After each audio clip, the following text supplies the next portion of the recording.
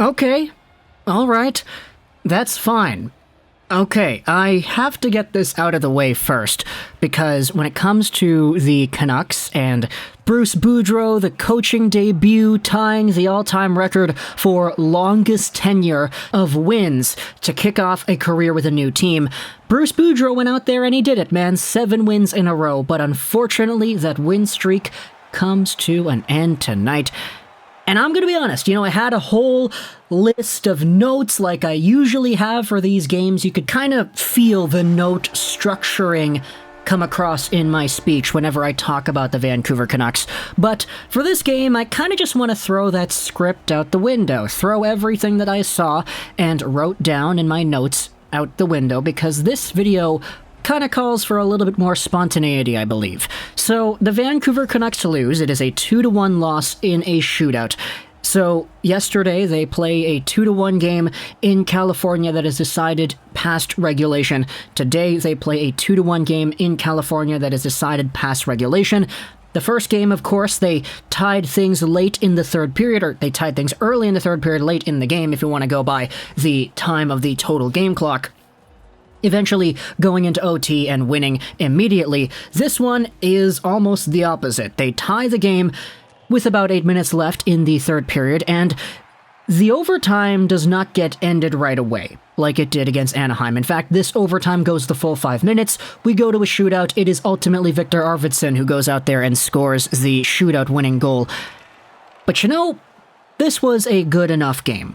And I'm going to say it like that. It was good enough. Because when it comes to the way the Vancouver Canucks played, boy, I don't really know about you, but I kind of feel the Canucks didn't deserve to go to overtime in that one. This was a bad game. You could definitely tell they were on the second night of a back-to-back. You could really feel the lack of Brock Besser in this game.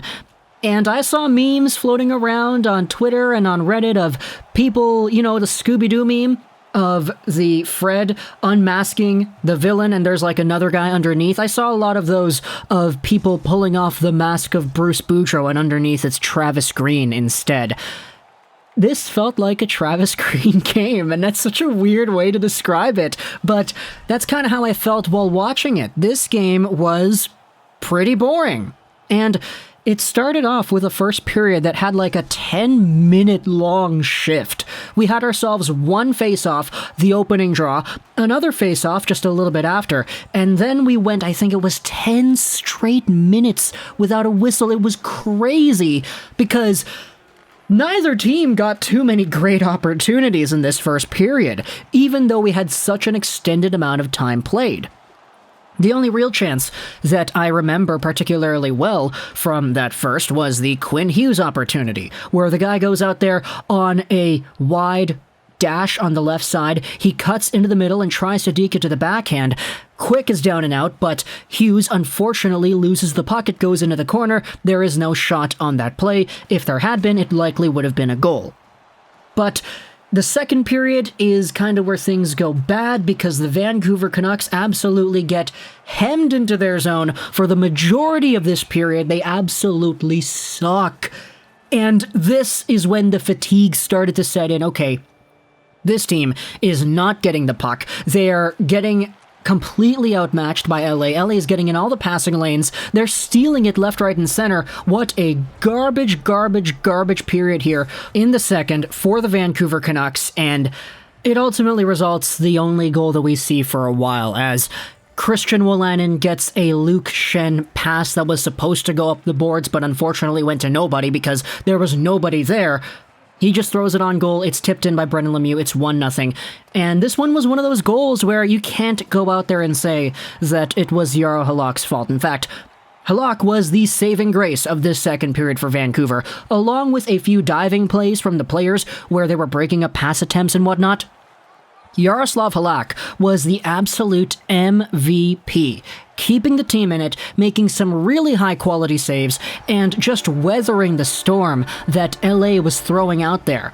This was probably the best game that we have seen out of Jaroslav Halak in a Vancouver Canucks sweater, and, ultimately there's a bigger stage, right? Because It's in LA, everybody's got their eyes out there, and the Canucks absolutely cannot clear a puck to save their lives, so it just kind of keeps on coming back to Halak, and they clear it to the point, but it's held in by Mikey Anderson, and it's back to Halak, another save. And LA was just all over Vancouver in this second period, and I was kind of thinking, I want Bruce Boudreau in this intermission to go out there and effing won it speech once more. I was just kind of like, I would love to be a fly in that room, trying to think about what the coach would say in this situation. The third period, though, goes underway, and the Vancouver Canucks give up a breakaway. It's Brendan Lemieux. He gets slashed or whatever by Tyler Myers, so it's a penalty shot on the play. A pretty weak call, in my opinion. I'm not gonna lie, this was probably one that I thought should not have gone penalized, and I'm not saying that just because I'm a Canucks fan. No, absolutely not. But Brendan Lemieux comes in on a penalty shot. He gets easily swatted away by Jaroslav Halak. There you go, Canucks fans out there collectively sighing a big breath of relief. We get some weird drama with the boards at the Staples Center because sticks keep on getting dislodged in there. Matthew Highmore almost scores. He almost had goals twice. He had two really good opportunities that he wasn't able to bury. Pettersson almost scores too. He has a few opportunities, ripping the puck over the goal, swatting the puck point blank, but he just can't get it by Jonathan Quick. And eventually the Canucks actually get a power play. It's Arvidsson who goes to the box for delay of game, and the Vancouver Canucks go out there and try to do their magic. The power play, in my opinion, absolutely sucked. The only time this power play actually looked alright was for the 5 seconds they had before they scored a goal, where Elias Pettersson takes the puck on the half boards. LA isn't even really trying to get it because they think there should be a penalty because Kopitar got hooked a little bit earlier in that sequence. Pettersson centers it out to Miller, who receives it. He falls forward. Quick thinks that Miller's going to shoot it, but no, Miller shoots it wide, way wide, right onto the tape of Bo Horvat, who buries it into the open cage. It is 1-1 with 8 minutes left in the third. Thank goodness they went out there and actually scored a goal, and they did it without Brock Besser. They did it despite the absolutely terrible gameplay we had seen so far, and the conservative, boring style that had carried over from the Travis Green days that seeped into this definitely tired and worn-out Canucks team. Give it the next 8 minutes, and almost nothing happens. There are a few more shots here and there. Halak makes a few more good saves on Kopitar, who tries a backhander. There's a really good play with Iafallo, who goes out there too. Halak is just making so many saves, and the guy is the sole reason the Canucks even get 1 point in this game over here. Because my goodness, did the Canucks not do their part in trying to get opportunities that actually result in goals. So many shots going wide, so many fanned attempts right there. This was not their best look. And eventually it goes to overtime after the Vancouver Canucks rag it in their own zone. They just hold on to it, pass it back and forth, and wait for the time to run down. The fans are booing, and understandably so. But then overtime comes around. And overtime was pretty crazy. We had ourselves a Bo Horvat breakaway that was saved. We had an Adrian Kempe shot that almost squeaked in by Halak, but no, this guy goes out there and reaches out with the pads.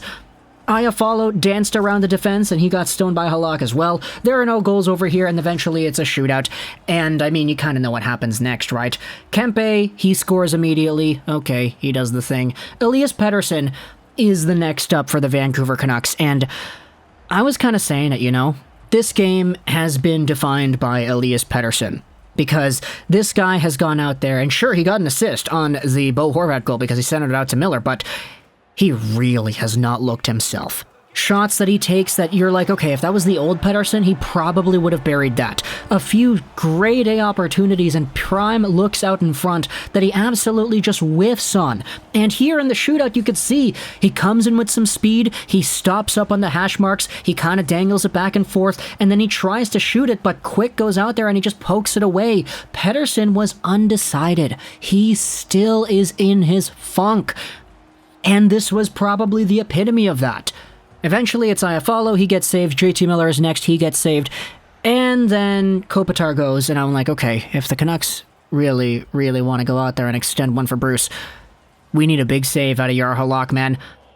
And he does it. He gets Kopitar with the glove, it is stopped up, and all of a sudden, Captain Bo Horvat is last up. He needs to go out there and score in order to extend this shootout, and guess what he does? A goal in regulation to tie things up, a goal in the shootout to tie things up. Bo Horvat was an absolute trooper in this one. The captain getting it done to the best of his ability, but ultimately it's not enough as Kaliev gets stopped, Garland gets stopped, Arvidsson scores, and then Tanner Pearson, who is the only guy left that is pretty much there as a forward, because you know you're not going to put Jason Dickinson out there. You could have tried Hughes or OEL, I guess, but they wanted to go with Pearson, so they went with Pearson. He got stopped. So the Vancouver Canucks ultimately lose. Their win streak is over, but you know what? This game was so bad that it's good enough in my mind that they walk away out of Staples Center with a point. Or not Staples Center, cryptocurrency.com arena or whatever the heck it's called. I am too lazy to Google it at this point. Talk to me in the comments about the Vancouver Canucks now being 7-0-1 under Bruce Boudreau. No 8 in a row for us. We have ourselves the first loss this team has suffered since Travis Green was here. So, yeah, there you go. There's some discussion fodder. Let me know your thoughts in the comment section below. I hope you enjoyed this. And bye.